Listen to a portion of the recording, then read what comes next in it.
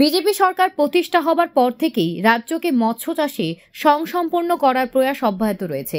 আর সেই লক্ষ্যে মৎস্য চাষীদের উদ্বুদ্ধ করার জন্য জেলাভিত্তিক শুরু করা হয়েছে মৎস্য উৎসব। এবছর ইতিমধ্যেই রাজ্যের 8টি জেলায় মৎস্য উৎসব সম্পন্ন করা হয়েছে। শুক্রবার আগরতলা পূর্বাশা গ্রাউন্ডে আয়োজিত রাজ্যভিত্তিক মৎস্য উৎসবের উদ্বোধন করেন মন্ত্রী সুধাংশু দাস। অনুষ্ঠানে দপ্তরের আধিকারিকদের পাশাপাশি মৎস্য চাষীরা উপস্থিত ছিলেন।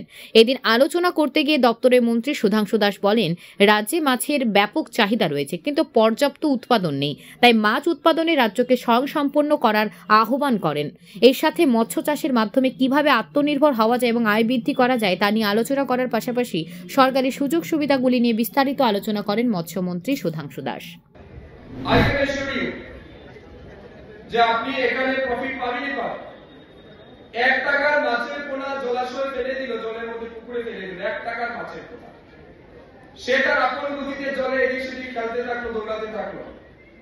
সে 7 মাস 8 মাস পরে অটোমেটিক জল থেকে লাভ দিয়ে বলবে আমি রেডি, আমার দাম বর্তমানে 300 থেকে 250 টাকা মার্কেট। ঠিক না? আপনি কি ইনভেস্ট করেছেন?